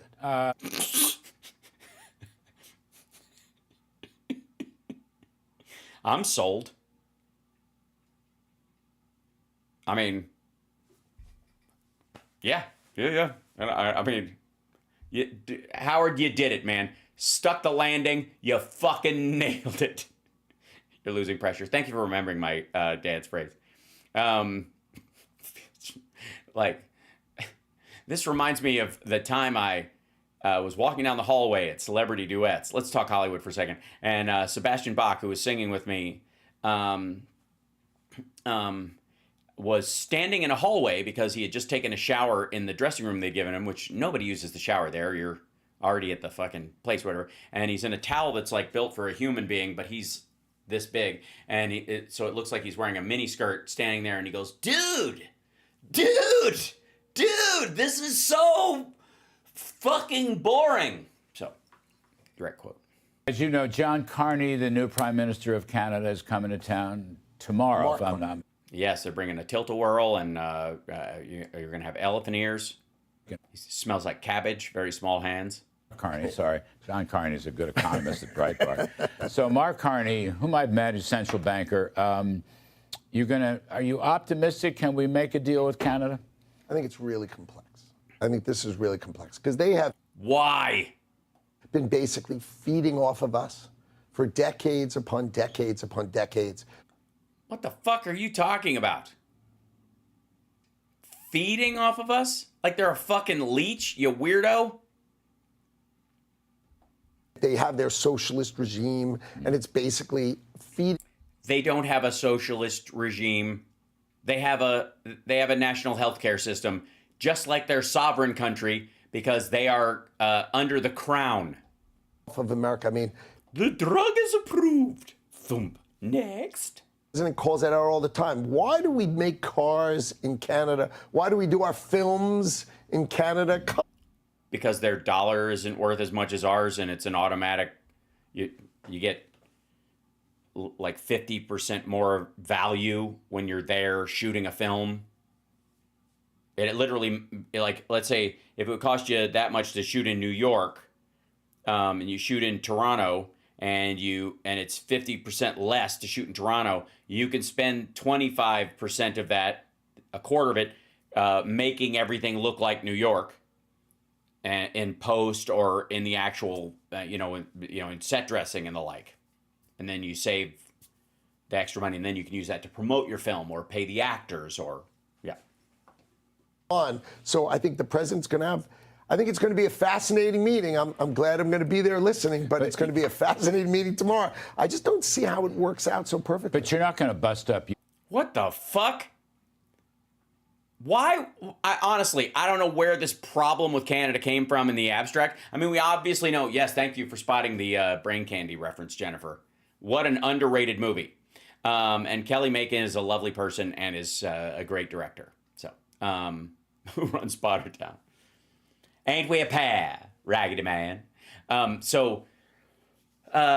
mean, we know that the technocracy crowd wants to take Canada, and that's what this is really about. That's the sticking point has nothing to do with trade. We're not carrying fucking Canada. USMCA. By the way, to all our Canadian viewers out there, and you are myriad, you are legion, I love you, and I want to have your babies. I wish I could squeeze you all into one pretty woman, and if you'd like to come to my office, I'll try. That deadline is next year for the final review. Correct. So next year is coming, so a lot of things are going to be put into that. So if it's USMCA compliant, you're okay. I think for now it's okay, but I think what you should expect to see is a real revisiting of USMCA. Why? Remember one of the things that Trump said during the whole fucking rallies, like leading up to it, was like, we got USMCA, greatest thing in the world, USMCA, the most wonderful, it was the best trade deal ever, people say, and that means the people in my head, actually. Greatest trade deal ever, and now I hear Canada and Mexico are trying to renegotiate it with Biden. We can't let that happen. Can't let that happen. Well, I got news for you, motherfucker. That's what he's doing. He's trying to get another bite at it. In a year, because Donald Trump, remember what was fun about USMCA? Remember when he renegotiated the deal, he wanted an exit clause in 3 years. And they said, no way, we're only going to have a 6-year exit clause because we don't want to negotiate with you. And now the Biden election went the way, with the election getting. Yeah, they also, people with real businesses don't make fucking 3-year decisions. From our president, now here they are negotiating with Donald Trump, and I don't think they're very happy about that. One thing I want to add. Yeah, because he's a moron. I don't know. I mean, Daddy, Canada loves you. Love you right back. Oh, we're big fans of Canada. I have so many. Let me tell you something. Let's have an aside, shall we? Join me, won't you? Filming Queer as Folk in Toronto was one of the most wonderful experiences of my life and my artistic life, obviously. It was extraordinary, and it tested the limits. It brought me to the edge of myself as a human being, just the work itself, which as an actor, was really fantastic that way. It was your peak. No, don't be silly. Obviously, I love the 70s was. But the nature of filming there was so intense that as much as I love Toronto, when I go there, there are places I can't go in the city. There are places that break my heart because not only so much life happened there, just normal my life while I was living there for 6 years and working and stuff, that I went through so much as a human being during that period of time, and being away from everybody and just, filming in a foreign country for 6 years is a big deal. Even if it's Canada, it's a big deal. If you have to go through customs to go home, it's, it adds a layer of difficulty. And if you can't leave because you can't, they're worried about you not coming back through customs again, that you're there. It's an intense thing. It's one thing to do a movie, but if you're there to do a series, it's a lot. And there's if you go to Queen and Bathurst, if you go to the corner of Queen and Bathurst and you walk due west about 4 storefronts, you'll find the space we used for the outside of the comic book store, and on Queen of Bathurst down further, you will find the outside of the diner that we used. And then, of course, there's Liberty Avenue in Toronto, which we used as Liberty Avenue in Pittsburgh. The amount of life that happened on those scenes in those streets were so emotionally intense that I basically have, I wouldn't call it PTSD because it's not quite that. It's deeper than that because I don't want to get rid of it, if that makes sense. But it's such an intense feeling that there's some areas of that city that it just makes me take a knee. It's rough. It's very rough. In a beautiful way. It's heartbreaking and painful and invigorating all at once. It's hard to explain because when if you and I had an argument, let's say we're yelling at each other in the morning, and that was the argument. And even if we come back to that argument later in the day, if we came back to that later in the day, the argument wouldn't be as intense or grow naturally. But when you film an argument doing in a show or in a movie, you do it over and over and over again, and the intensity can't change. It has to be the same every time. And there's a hospital we filmed in for all of Ben's pancreatitis issues with his AIDS meds and all that stuff, that I can still see the hallways if I close my eyes, if I'm just anywhere in the neighborhood. It's like I'm pulled into that building. And it's a unique experience. It's a unique experience that actors go through. So anyways, at the same time, I had a couple of relationships while I was up there. One that was shorter than the other, one that lasted almost the entire time I was doing the show. But in the beginning, this girl, Stephanie, that I dated, who I met, who was just lovely and heartbreakingly sweet, and then, but just couldn't open up, and between my schedule and hers, it just kind of went someplace. And I had found out right around COVID that she'd gotten married at one point, and I believe she even had a child, and she took her life. And I have a very melancholy nature as a human being. You guys know that. And I wasn't ready for how hard that hit me. Certainly it was out of the blue. But I actually, Stephanie is in a sketch from Talk Soup that I did. And I had her in she came down to LA to be an actor for a little bit, and I had her in a couple of things. Just to try and help her get on her feet. Because if you go look at any of my Talk Soup sketches, for example, or she was in this, it wasn't a Talk Soup sketch, she was in a thing for VH1 I did called Pop Shot, and a pilot I did for them that I created. And so I gave her that piece so that, because I knew how hard it was to get tape that you could use as an actor to get moving and all that kind of stuff. So if you look at the Talk Soup sketches, all my open micer friends and Jim Coughlin and certainly Chris Bono and all those guys,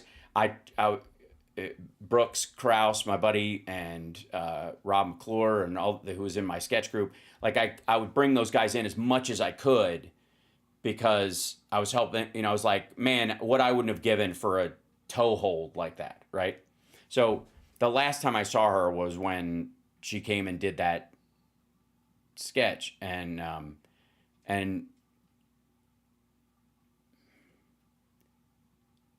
again, it's a testament to sort of the depth of my experience doing Queer as Folk, and how lovely the people of Toronto were, and the crew that we worked with.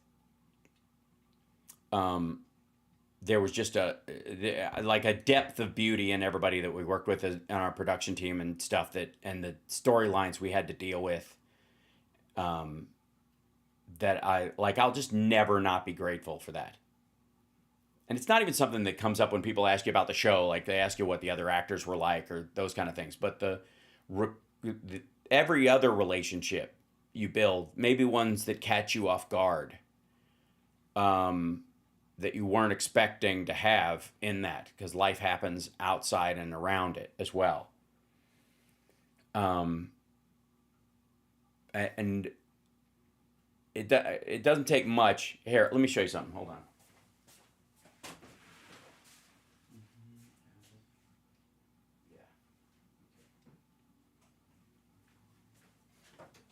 Okay. So these are pictures that hang outside my office in here. Okay, that's me and Chris Bono doing Manson and Ebert, which was one of my favorite sketches ever. Right up with the Stigmata, which was a spoof of Stigmata, where I was like a guy who the devil turns into basically Jerry Lewis. And then that's Craig. He was our boom operator, and he was our boom operator on all of Queer as Folk. He was the guy who he worked. It was a 2-man sound team, and he was the guy who held up the boom anytime you're working with the big, beaver on a stick, right? That's him. Craig could quote every Monty Python episode and movie, and he and I were just non-fucking stop. And it's one of the reasons I would argue that Peter Page doesn't like me. I mean, he loves me, but he doesn't like me. Because on set, I needed to reset my emotions before every take, because my character never saw pain coming. And so I had to get back to zero. And you can only do that by getting out of your character and rolling back into it. You can't sit in the emotion like you would if you were doing a sad scene. If you don't see the punch coming, you have to shake it off. And that's what I would always do. And Craig was a big part of that. So I have a picture of Craig right outside my office because he's a lovely fucking dude. And he's right there in the middle. And then this is Gary Beach right here, ladies and gentlemen. This is, and Gary played my dad in the Michael's drag queen father, who, had a child and then left because he's gay and couldn't handle it and went off, and he re-meets him, and this is when they get back together. And Gary has left he's shuffled off this mortal coil as well. But he was a lovely human being. And there was a moment when I was working with Gary Beach that I didn't realize that he was in, it was lovely. That episode was really lovely. And he was such a sweet dude. That he was in Defending Your Life, which is, again, one of my favorite movies of all time, and is what I would call my reset movie, where you'd have those, you need a movie to just kind of like a tuning fork, and just to bring you back to like yourself, whether you've gone through something or you're just tired or whatever. Those movies. Fletch does that for me as well. And Defending Your Life is really a beautiful reset movie like that. Sure, Jaws. Right. And Gary is in that movie. And I realized it while I was working with him that I was like, oh my God, Gary is the fucking guy who sells Albert Brooks his car. You have lost a lot of weight. Pardon me? Not you. She's a lunatic. You look great. What happened? What'd you do? I just wrote you a check for $38,000. That's it. $38,000 lighter. It's like, there it is. Look at it. Wow. It's beautiful. It's huge. It's gorgeous. Wait a second. That's not it. That's yours. That's the 750. Tim, try not to show the 750. My car looks like a turd now. Look, if I had the choice between that car and yours, I'd choose yours every time. You're an idiot, Tim. That scene with Gary Beach and Albert Brooks, I have always loved.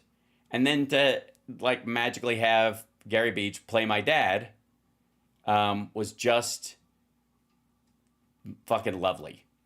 What a great guy. Yeah. So, anyways, just a side note. Back when Hollywood was good, or something. When make Toronto great again, I guess. Make Toronto filming again. Now, again, I will say, and chat room, I'll bring you in on this. So, I will tell you a couple of ways that Toronto made it very hard for film productions up there, even though they were encouraging people, they were giving tax breaks and all this other stuff, but they would force a certain number of Canadian actors into the production, which I didn't have a problem with, except at one point they held up me and Sharon Gless in customs and while people were on the phone making the production agree to hire 6 more actors or something like that, which I don't have a problem with them doing necessarily. But we have that problem here with like British actors who come over and take roles. There's a bunch of like, you go into the casting offices in Los Angeles and there's this kind of like, get a work visa while you're there on your tourist visa where you're actually auditioning even though you're not supposed to, right? And so you can sign up and get your work visa. I'm like, guys, I think it contributes to the chip on my shoulder that I have about like I don't know Jon Stewart's replacement on the Daily Show, and not an American black comic who lives here and has always lived here. I know so many talented dudes. It's not like we were short. Not that he's bad, but I'm just saying it's one of those things, right? That there was something special. John Oliver, fine. Lovely dude, great work. But the idea that you can't find somebody here to do it, I don't get it. You know what I mean?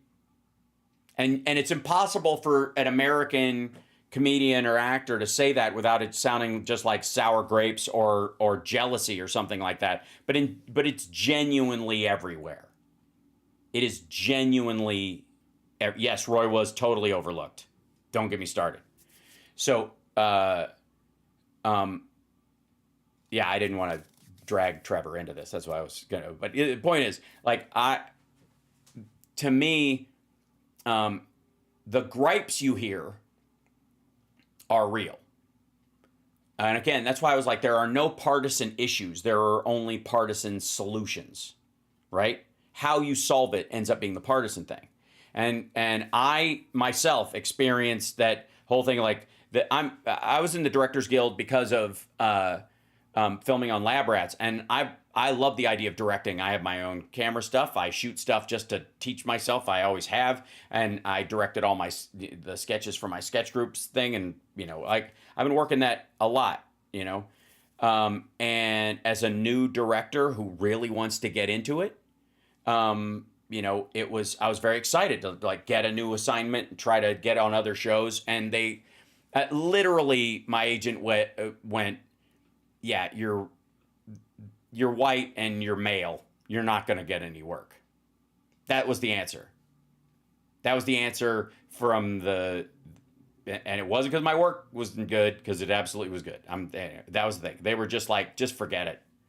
They're not going to hire you right now. They'll hire people that are older, that have been around, that have some tenure, but all the old white guys are the only guys who are going to keep getting work because they know the gig so well. They don't need anybody who's even marginally inexperienced. Just forget it. No, I'm not saying John Oliver isn't great. That's not my point. The idea, though, that there isn't somebody equally as great in the country, and I'm not talking about me, is a little silly. Right? It's not a zero-sum game. Yeah. There are a lot of Brits playing Americans who can do American accents. No. They all sound like mush-mouthed. They all sound like they're trying to talk like Johnny Depp just to cover that they don't quite know what their accent's supposed to sound like. Yeah, but that was a genuine thing. Like that was, and I'm not griping about it. I almost recognize just the time I was born into. That's just the current circumstance. And they were just, yeah, fuck it. And that was, I was like, oh, that's disappointing. Yeah. So, but it was a real experience. Now, my solution to that circumstance would not be, to like, not have, like, we need to get rid of DEI. Like, that wouldn't have been, that's what they're doing. My response would be, kind of, that it's about, like, tone of the project and all that kind of stuff. So, yes, I agree. I would have been great on The Daily Show. Too great. That's why they never picked me. Mm-hmm. Well, I was also always working. And I'm an actual actor. That's one of the other things. See, I actually want to, after Talk Soup, I said no more hosting. I wouldn't do any hosting gigs. So, yeah.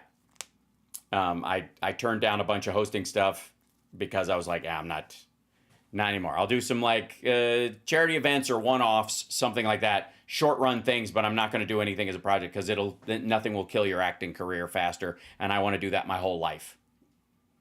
It's incredibly hard for white actors right now. Yeah, you really only work if you look like a catcher's mitt. Yeah. Or you look like a supermodel. There's no middle ground. You're either shitty comic relief, like rubber-faced, like scars, or character face, or you look like fucking Superman. These are the two gigs. That's it. Anybody else is like, we don't need you. We'll fill that. We'll spackle that role with something else. I don't know. Like it's really weird. It's really weird, especially for like Gen Xers who we all grew up like. Probably, I would say the most like racially and gender progressive generation, certainly heretofore. So yeah, look what happened to Kilborn. Yeah, it was kind of the idea. Yeah.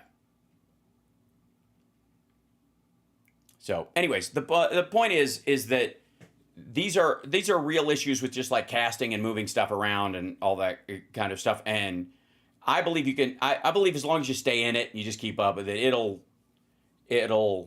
fiddle, back and forth, and then it'll settle into your vibration at some point. You don't really have to worry about it too much.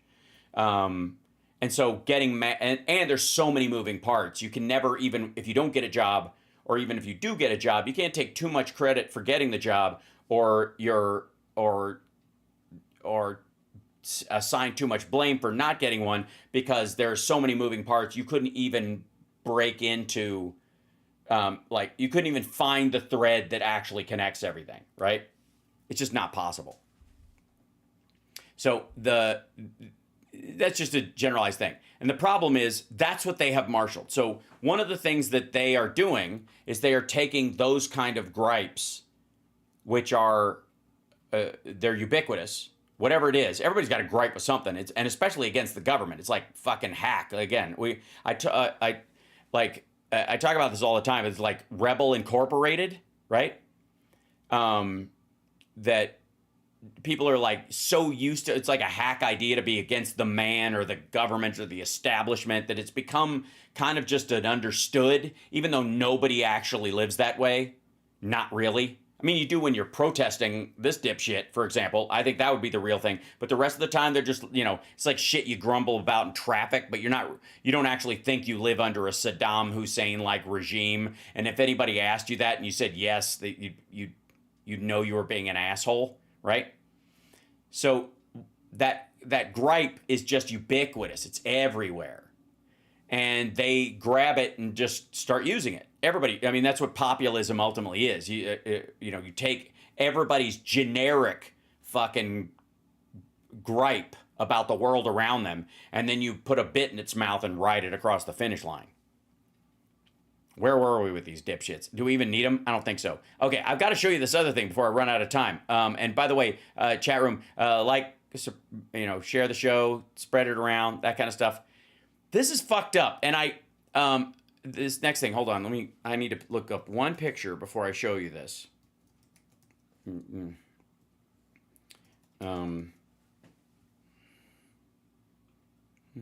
see if I can get out of here.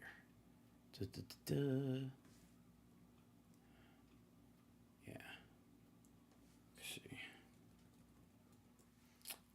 Okay. Is this it? It's this guy.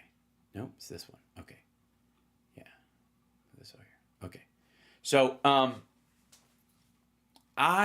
this is really odd. But this seems to be a thing about honestly, I don't even know what the fuck he's talking about. And you're not supposed to. This is just fucking, this is the same thing. It's just that hippie Alex Jones bullshit. But in setting this thing, CSL, in your description of it, you were like, sunglasses on the whole time, really weird, really odd. Yeah? Oh, that's awesome. Well, if you talk to Dave, say hi. Or say, all right. So this, I don't Musk calls it out. I don't know. He's just like tyranny, end wokeness, blah, blah, blah. And he's just saying all these right-wing candidates that are supported by Russia are getting their asses handed to them. And he's like, fuck. Where am I going to get my aluminum from and build my cheap Chinese cars that they're stealing my tech on if I don't blah, blah, blah. Okay. This is the weirdest part about this. Not even this stupid thumbnail. We all remember a plucky little guy called Adolf Hitler who went on to live in Argentina, but could Germany ever return to fascism? And also, he died in a pit covered in petrol with his brains blown out. Sunglasses, no shirt, it's like a scratched character from White Lotus. I don't know what the fuck is happening. Fascism 0.20 look a little different from the marching old swastika bearer himself, the chaplain-faced king of the Nazis, the Holocaust entrepreneur Adolf Hitler. Is Germany? Yeah, that's the way you would basically describe him. To relapse in fascism while trying to prevent fascism. Is Germany about to relapse into fascism while trying to prevent fascism? Well, they've been trying to prevent fascism from, I don't know, fucking 1940 43, 45.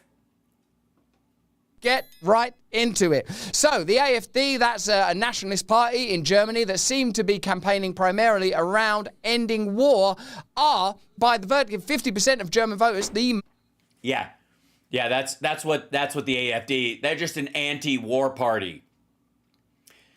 Never mind the racist anti-immigrant shit that makes up the vast majority of their political stances on things and is the racist center of where they're coming from. They're basically peaceniks, you know? popular party in the country. And here's what's happening now in this round of elections in that great nation. Germany's... I'm going to guess either his wife punched him in the eye or somebody else did. Because the obvious one would be high as a fucking kite. But I don't think that would matter. Right? I mean, there's an element of, I suppose, like Adderall whiplash you expect from this dickhead. So I'm going to go with somebody gave him the old Rand Paul's neighbor treatment.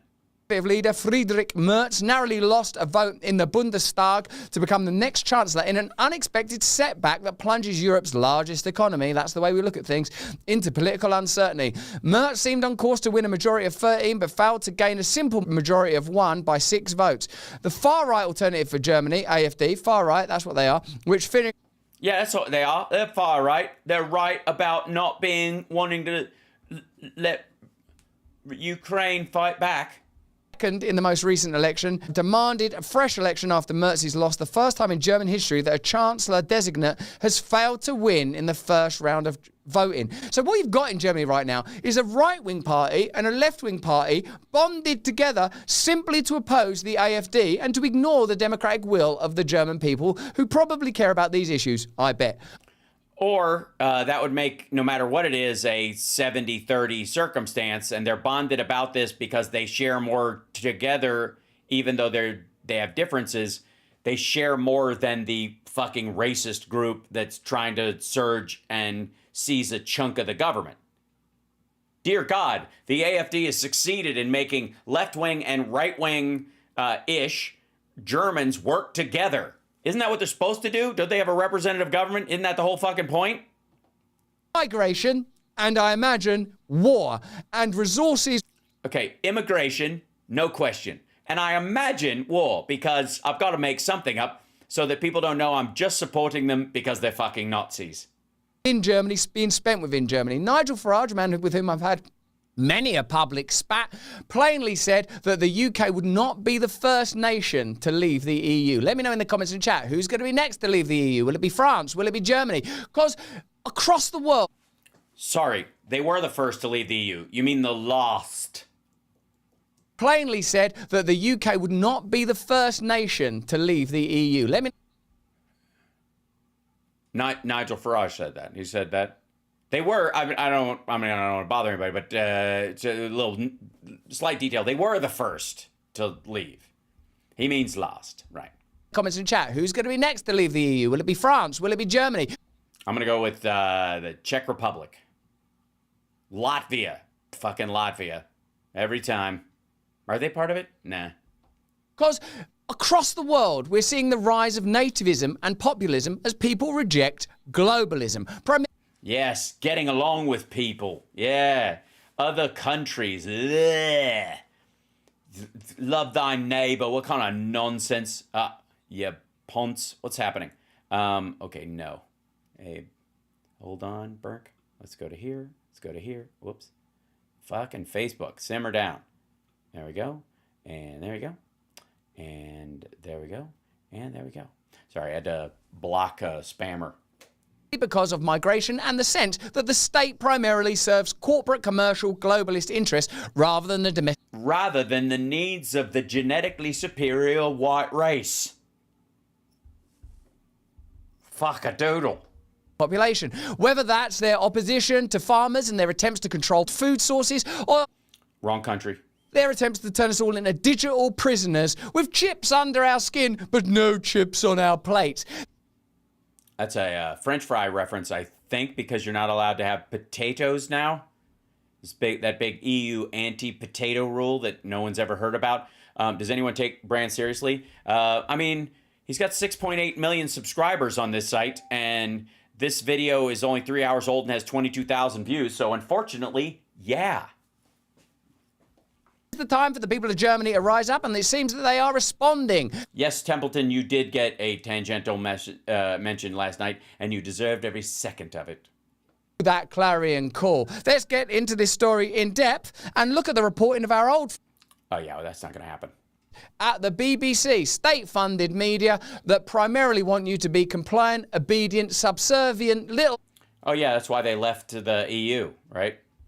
Prisoners of the state. That's what the BBC want. The BBC are no longer the channel of David Attenborough. They're the channel of paedophiles undercover, of denial, of shutdowns, lockdowns, and centralized control. Let me know in the comments and chat if you agree with that. Here's the...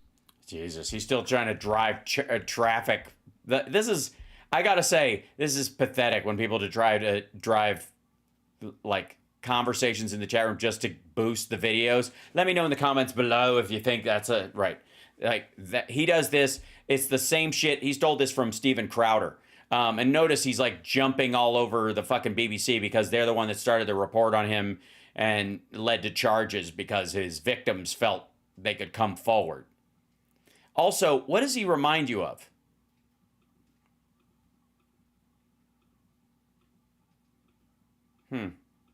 I mean, I guess if you're going to wear glasses, you know, all the time, that like kind of crossfade, the gradient glasses. Interesting. This is an interesting choice, don't you think? He's reporting on Germany. They've already, and when I say they, I mean the EU, stepped in and intervened in sovereign elections in Romania. Will they step in Germany? Will the EU not rest until they've created some peculiar... Yeah, I don't think they have to. Like the other one was obviously a setup. In Romania, I mean, whatever that fucking country's doing, they were just so busy trying to broom the fucking Tate brothers that they got blindsided, I think, by Russia. But Germany, they don't have to do it. Like it's already working. The multi-party system means that a couple of parties that might have differences get together and form a single larger party to stiff-arm the new kid in town because they're too fucked up. Tell across Europe where the citizens of these great nations are all... Jesus Christ. This is painful. Like, I don't even need to see this asshole, but goddamn. Like, it's weird that... Is it just me or is the fucking glasses very telling? I gotta say, he's either high as a fucking kite or somebody popped him one. I do not recommend political violence or aggressive violence of any kind. I do believe that in a self-defense circumstance, you should meet and match and surpass the violence sent your way. Just saying. Because they can get up and do it again and never give anybody a second shot. I'm just saying. But that said, I don't recommend, hauling off and whacking somebody. But I feel like that's maybe what went on. That or he's in a fucking K-hole. Either way, I'm out of time. My God, this show has flown by. And we didn't even get to, I don't know if this is Tim looking at revenge porn or something of himself. Look at it. Haflagen. Can we just see a second of this? I have no idea. Humanoid robots go rogue, attack human handlers. Oh, this is that piece of shit robot they were testing that just shorts.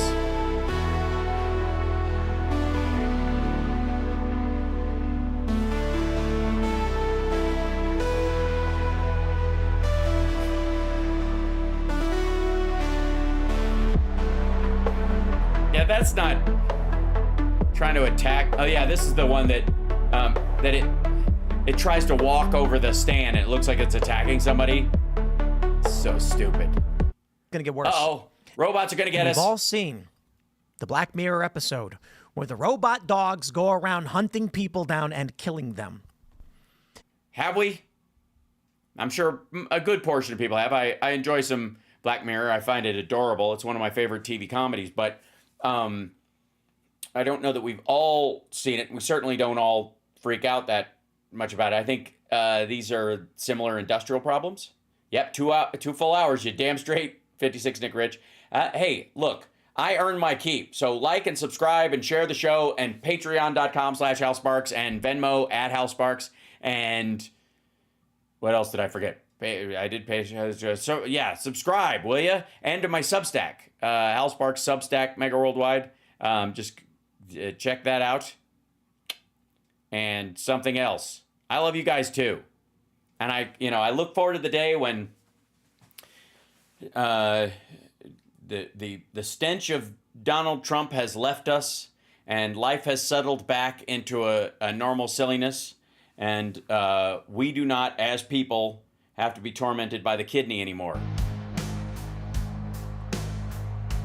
The kidney has a very special place in the heart.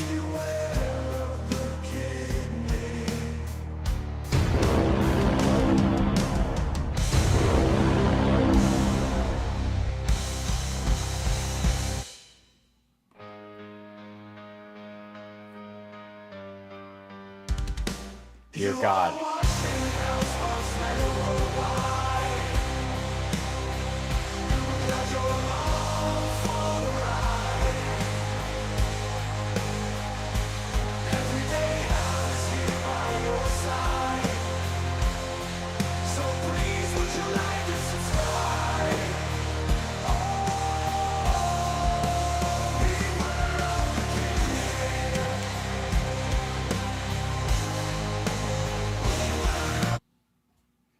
Oh yeah, that song doesn't last very long. I need to make a longer one, I think. So, let's leave with some dignity.